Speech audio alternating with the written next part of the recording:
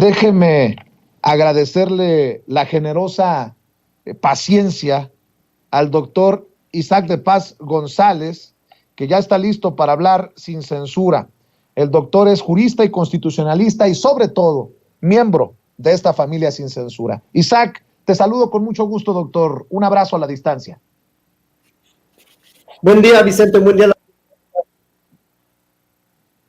Oye, doctor, por no dejar, ¿quieres darnos tu opinión de todo esto que hemos estado analizando, desmenuzando, incluyendo las declaraciones del presidente Andrés Manuel López Obrador sobre Carmen Aristegui, Francisco Labastida y Porfirio Muñoz Ledo y estos señalamientos de que está coludido con el narcotráfico sin pruebas? Porque admite en la entrevista a Carmen Aristegui, Labastida no tiene pruebas y menos yo, pero hay indicios. Híjole, no sé si quieras darme tu opinión para empezar, doctor. Pues qué lamentable entrevista, además, es un mero señalamiento como cualquier señalamiento hueco, sin fundamento, sin ningún... Ahora resulta que hay indicios. Bueno, ¿cuáles indicios?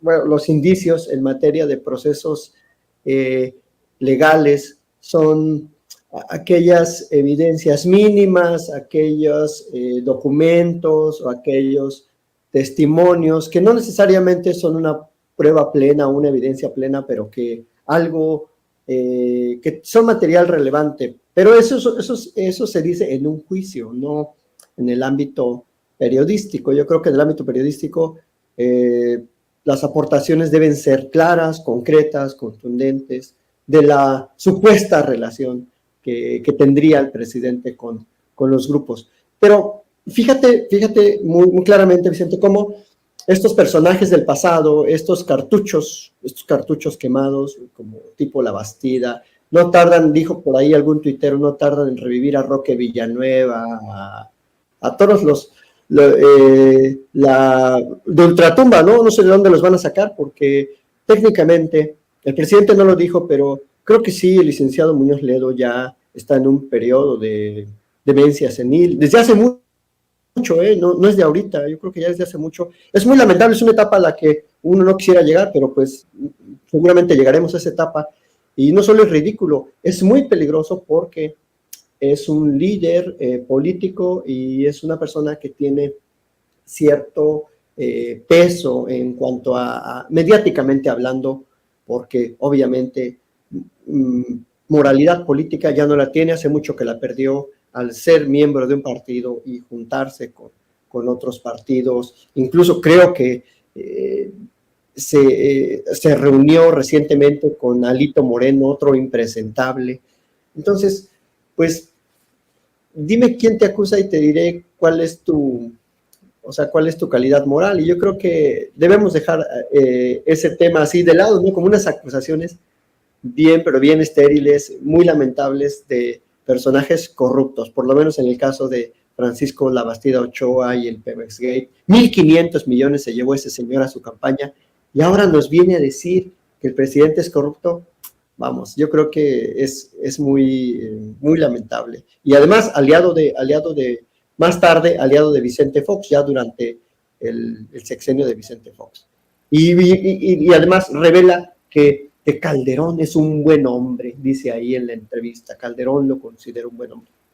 No, yo creo que ya de plano estos personajes sí que pues habría que ya darle su pensión para adultos mayores y ya que se retiren, que se tomen otra copa en el caso de Muñoz Ledo y que sigan de espectadores en la política nacional. Ese es mi comentario. Doctor Isaac de Paz González, también quiero escuchar tu opinión, tus comentarios sobre el caso de César Duarte. Hoy el presidente evitó pronunciarse sobre este caso porque Nancy Flores, periodista de la revista Contralínea, le hace referencia al caso de Tamaulipas. Hay varios estados ligados, incluso entre los gobernadores y gobernadoras señaladas en esta operación Zafiro que involucra a César Duarte, que ayer fue extraditado a México desde Estados Unidos, que se encuentra ya en el estado de Chihuahua. Está la priista o expriista, porque ya la expulsaron del partido, la exgobernadora de Sonora, Claudia Pavlovich. Allá se desviaron en sus tiempos por lo menos 140 millones de pesos.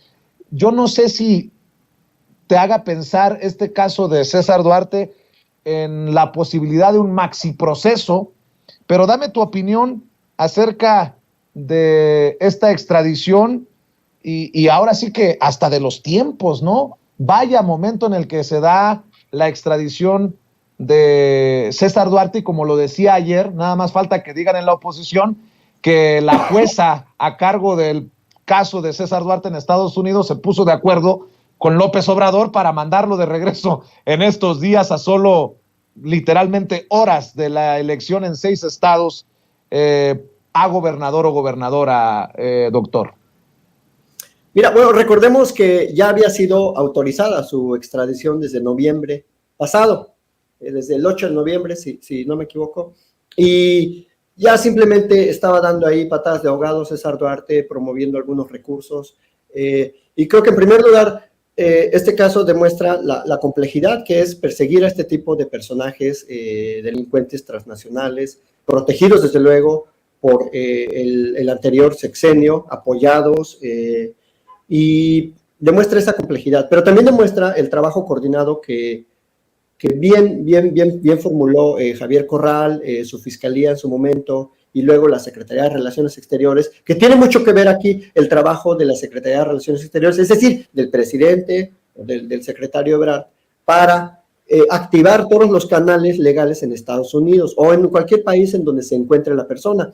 Eso tiene mucho que ver, es un factor que inclina favorablemente la balanza para lograr ya la extradición. Ahora vamos a ver, ahora en esta etapa vamos a ver, porque ya llegó al penal, al cerezo número 1 de Chihuahua, el cerezo Aquiles Cerdán, ya durmió cómodamente, espero que haya dormido cómodamente su primera noche en el cerezo, César Duarte, y ahora vamos a ver si efectivamente todo ese trabajo que presumió, y que sí hay que reconocerle a Javier Corral, vamos a ver si rinde frutos, porque hay mucha evidencia, como tú dices, de esa operación Zafiro, de esa millonada que Peña Nieto, Videgaray, el presidente en aquel momento del PRI, Alejandro Gutiérrez, pues conflagraron para desviar ese dineral de las arcas públicas de Chihuahua y de otros estados. Entonces, es un momento políticamente muy crítico. Yo creo que es una mera casualidad, ni siquiera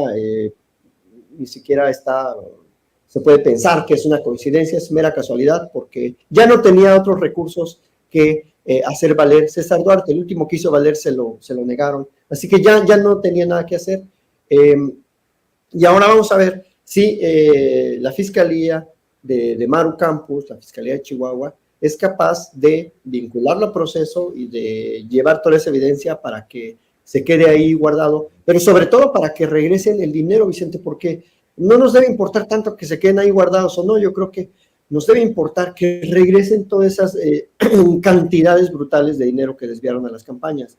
Entonces, eso es lo importante y aquí empieza como otro round, pero luego, ya los abogados están diciendo que César Duarte está enfermo, o sea, llegan allá arriba, como decimos en la abogacía, y ya se enferman, ya les dio tos, ya les dio gripa, ya les duele el estómago, pero cuando andan allá afuera ya, por ejemplo, el Bester ya salió y ya anda así muy en las sociales, pero allá adentro se enferman, les duele el estómago, les duele la cabeza, el corazón, el alma, y pues es muy lamentable que eso sea una barrera a veces al impulso de la justicia, pero va a estar interesante como la Fiscalía de Chihuahua, por primera vez una fiscalía local puede juzgar a este tipo de personajes. Esperemos que también la FGR le finque sus responsabilidades, porque hay recursos federales ahí que fueron desviados y pues espero que ya esté la cama bien tendida para que le finquen otros procedimientos. Eso te diría de inicio sobre ese caso, Vicente. ¿Tú esperas? Y a veces es complicado formular estas preguntas, pero tú sí ves que se pueda hacer justicia, realmente justicia en este caso, y te lo pregunto porque hoy Javier Corral, el exgobernador panista de Chihuahua, arremete contra la actual gobernadora Maru Campos. Maru Campos, que prometió ni perdón ni olvido y que se irá hasta las últimas consecuencias. Y dice Javier Corral que ella fue cómplice y beneficiaria de la corrupción de César Duarte, la hoy gobernadora. La hoy gobernadora que en su momento fue vinculada a proceso por presuntamente aparecer en la nómina secreta de César Duarte, y hay contratos firmados por la gobernadora. Si bien es cierto, la fiscalía es autónoma, pues sería un escandalazo. Y aparte, pues a lo que me refiero es que César Duarte no puede ser el pez gordo y se cerró el caso y se acabó. Hay incluso un personaje señalado de haber realizado, orquestado esto de los movimientos de recursos de estados como Chihuahua, Sonora, Tamaulipas, para financiar campañas del PRI por cientos de millones de pesos, que fue asesinado, que no se nos olvide. Insisto con el tema del maxiproceso. ¿Tú crees que nos va a llevar César Duarte a un maxiproceso o será otro gobernador como los muchos gobernadores del PRI que hoy están tras las rejas? Está Eugenio Hernández de Tamaulipas, Tomás Yarrington también de Tamaulipas, Roberto Borge Angulo, Javier Duarte. O sea, ¿hacia dónde ves que vaya esto, doctor? Pues mira, no creo por la propia naturaleza política o sea, el trasfondo del asunto, que llegue a un maxiproceso. Porque como tú dices, Maru Campos en su momento, había ahí sí evidencias, indicios, pruebas de que estuvo por lo menos vinculada en muchos aspectos a la corrupción de César Duarte. Así legalmente, yo creo que César Duarte va a negociar algunos tipos penales, a lo mejor hasta pide procedimientos abreviados en algunos delitos que le finquen, va a negociar las reparaciones y se va a quedar callado, porque eso es lo que le conviene legalmente a él y a la gobernadora. Entonces, eso es una mera como presunción técnica sobre cómo se llevan a cabo esos casos y esas negociaciones. Porque si le echan digamos, la cargada de la fiscalía local, hablo solo de la fiscalía local, para que se abra un maxiproceso, pueden brotar muchos casos más de corrupción que posiblemente no convengan a la gente de Maru Campos y a la propia Maru Campos. Entonces, ahí tendría muchas reservas en un maxiproceso en el ámbito local, pero tiene también una jugada muy importante la FGR. Entonces, ahí podríamos hablar de un proceso federal mucho más fuerte, mucho mejor enfocado, y yo confiaría más en ese aspecto, en lo que pudiera hacer la FGR, Vicente, no en la fiscalía local.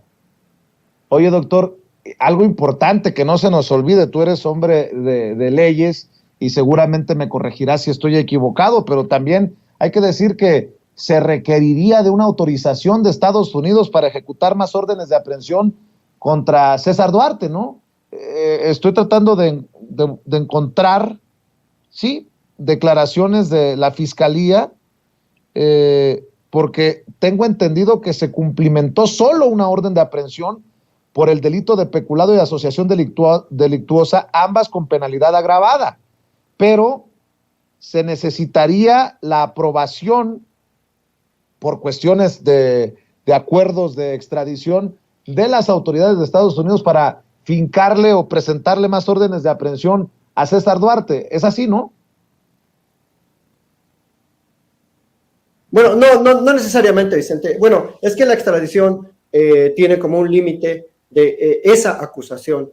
Es decir, no permite la extradición que se le fincaran como delitos que no estén de la misma manera perseguidos, que no estén definidos de la misma manera, o que no tengan un castigo de pena privativa de libertad en el país del que se extradita. Ese es, digamos, como un límite a este pliego de extradición que ya se cumplió, como tú dices, que una orden ya se llevó a cabo.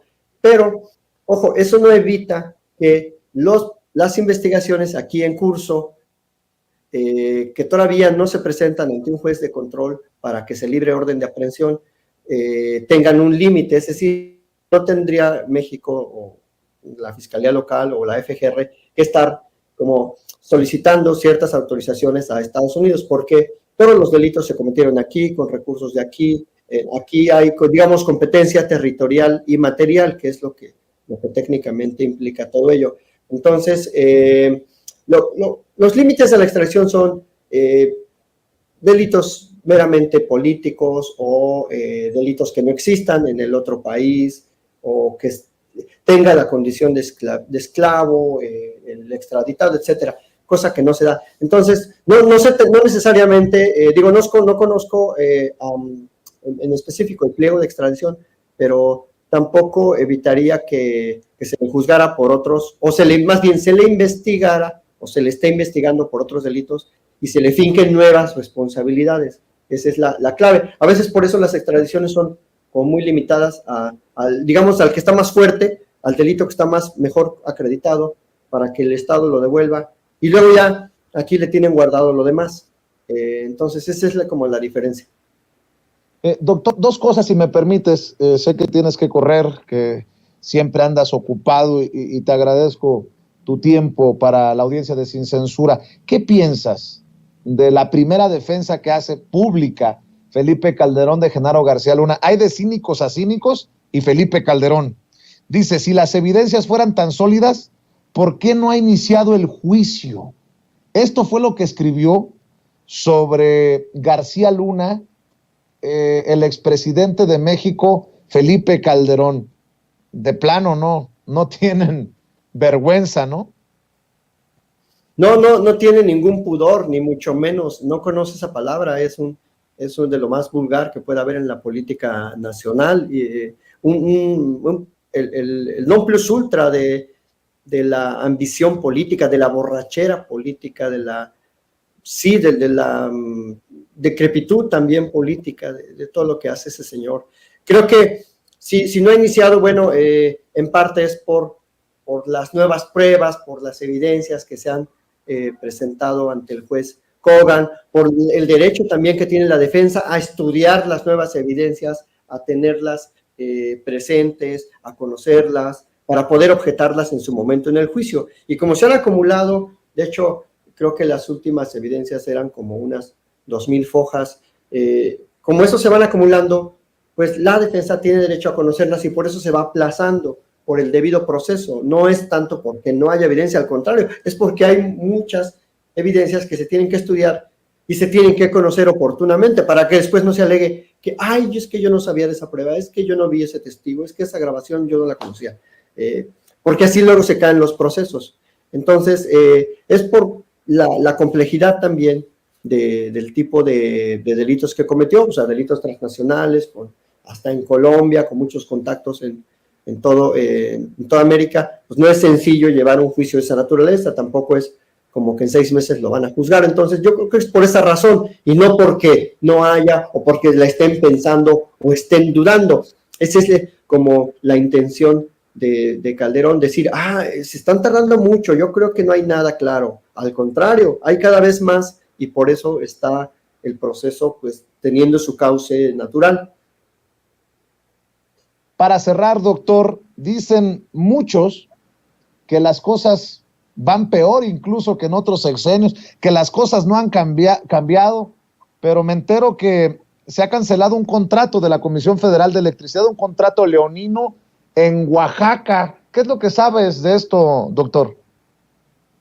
Sí, Vicente, fíjate cómo tiene mucho que ver lo que dijo el presidente hace rato de la subrogación, que es una figura por la cual el Estado cedió sus funciones a los entes privados, y todo tiene que ver, o sea, este tipo de contratos, en este caso un contrato eólico de motores de acero, motores muy contaminantes, que nada de verde tiene esa energía que producen, se le dio a Electricité de France este contrato hace muchos años, y Electricité de France tenía que cumplir con la terminación de los procesos para producir esta energía en el 2019 y no cumplió. Entonces quiso pedir como una prórroga y la Secretaría de Energía decidió cancelarlo.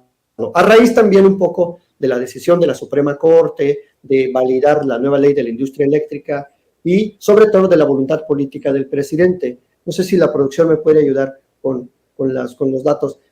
Es una comunidad de Oaxaca, de Unión Hidalgo, que ha padecido, que ha sufrido mucho la invasión de estos motores, de estos campos eólicos que tiran aceite, que hacen un ruido infernal las 24 horas del día y que en realidad no dejan ningún beneficio a la comunidad, no producen los empleos que dicen que según se van a producir, generan ámbitos de violencia en contra de la comunidad, generan choques entre comuneros, ejidatarios y otro tipo de pobladores, de los vecinos que viven ahí. Entonces, todos estos proyectos son muy nocivos para las comunidades. Es un precio muy alto el que se paga en todos los aspectos. Y qué bueno que el presidente, a través de la Secretaría de Energía, ha decidido cancelar el contrato. Está la gente muy contenta en Unión Hidalgo, en Oaxaca, una comunidad muy pobre, que se dedican al pastoreo de sus bueyes, sus vacas, sus becerros, que se dedican al cultivo y que no les ha beneficiado en nada este campo eólico.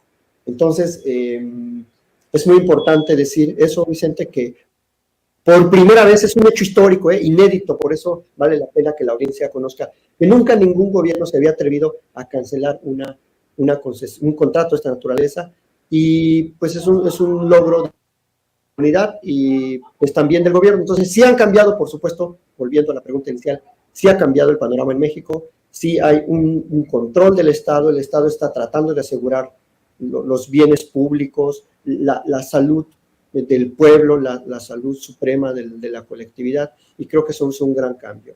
Y si me apuras, pues simplemente el peso se ha apreciado frente al dólar. O sea, hay como 20,000 cosas que decir para demostrar que sí, este país es diferente. Pero bueno, nunca vamos a convencer a aquellos que dicen que no, porque son los evasores de impuestos, son los corruptos, son la gente que vivía, que se beneficiaba del viejo régimen. Vicente. Pues, son los que han regresado a la escena política, a La Bastida, a Muñoz Ledo, en fin. Querido doctor Isaac de Paz González, agradeciéndote las deferencias siempre para la audiencia de Sin Censura, ¿por qué no cerramos pidiendo el apoyo de esta audiencia diferente e inteligente para que se sume, se suscriba a tu canal de YouTube, para que siga en redes sociales, doctor? Sí, Vicente, por favor, a toda la audiencia, gracias de antemano. A Twitter, @Isaac de Paz, Isaac con Z, Isaac de Paz en Twitter. Y en mi canal de YouTube, en Isaac de Paz González, tal como aparece en el cintillo, Isaac de Paz González en YouTube. Y bueno, estaremos pronto ahí retomando los análisis con tantos asuntos constitucionales, Vicente. Muchísimas gracias a ti, a la audiencia, a Ceci, a todo el equipo y pues a todos los colegas que siempre estamos aquí al pendiente. Claro que sí, te mando un abrazo. El doctor Isaac de Paz González hablando con nosotros sin censura.